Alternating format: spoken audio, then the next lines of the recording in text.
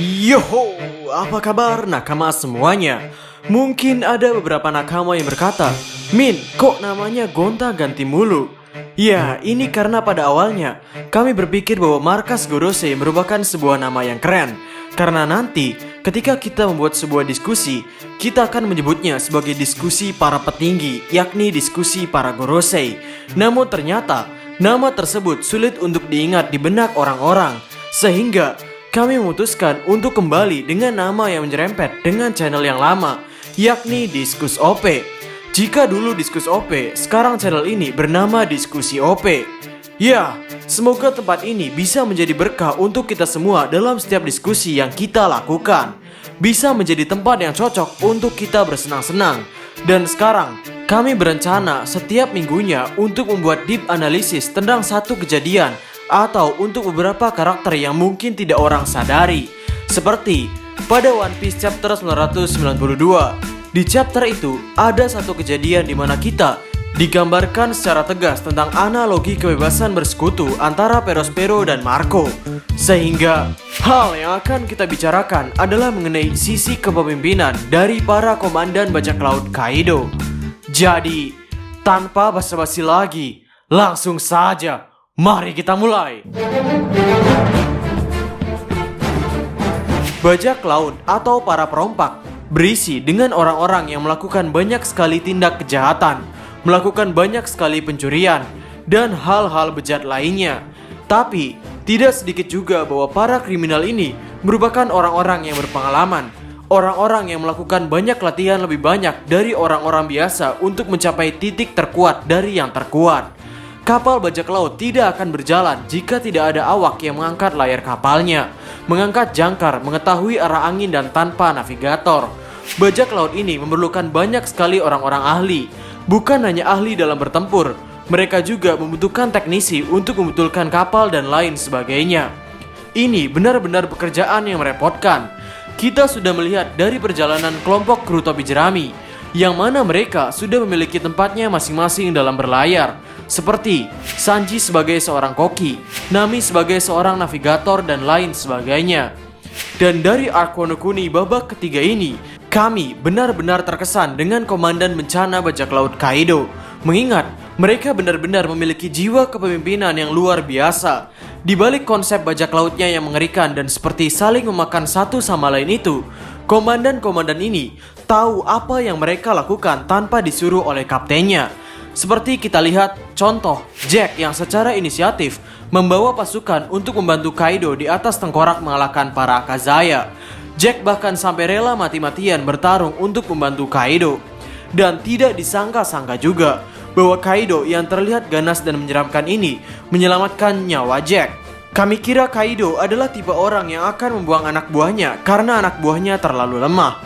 Tapi ternyata ia malah melindungi Jack.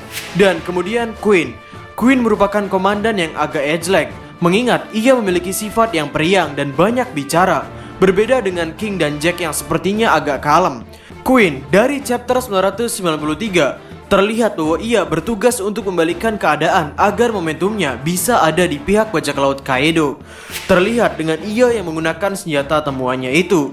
Di Onigashima yang penuh kericuhan dan penuh akan pengkhianat ini, senjata Queen bisa menjadi titik balik untuk para musuh membuat momentumnya di tangan mereka. Kemudian yang terakhir, orang yang memerintah semuanya, yakni King. Ia sedari awal kericuhan tidak terlalu banyak bergerak. Ia memantau dan mengatur seluruh pasukan yang dimiliki oleh bajak laut Kaido, mulai dari para buah setan Smile hingga para headliner. Ini benar-benar menakjubkan. Kita benar-benar seperti melihat komandan sungguhan dari tindakan-tindakan mereka. Mereka memiliki jiwa kepemimpinan yang benar-benar dalam. King dengan perintahnya itu berusaha untuk membuat situasi tidak terlalu ricuh. Ia berusaha mengendalikan pasukannya dengan perintah-perintahnya. Queen dengan senjatanya berusaha untuk memukul balik musuh. Dan lagi, ketika King menyuguhkan pedang pada Kaido ketika Kaido ingin membunuh Orochi, merupakan hal yang keren. Sejujurnya, ketika kami pertama kali melihat King yang menyuguhkan pedang pada Kaido, kami sedikit tertawa. Karena seorang King yang begitu sangar, di hadapan Kaido, ia hanyalah orang yang memegang pedang untuk kaptennya. Lalu ketika Big Mom pertama kali mencoba untuk sampai di Pulau Wano Kuni, King tanpa disuruh oleh Kaido, Ia secara inisiatif membalikan kapal milik Big Mom. Inilah jiwa kepemimpinan dari bajak laut sekelas Yonko.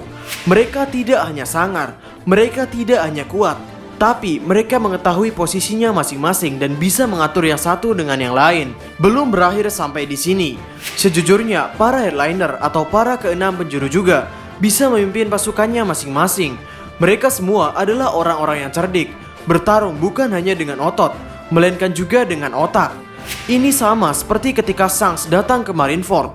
Ben Beckman secara tiba-tiba mengatasi serangan yang akan menyerang Luffy.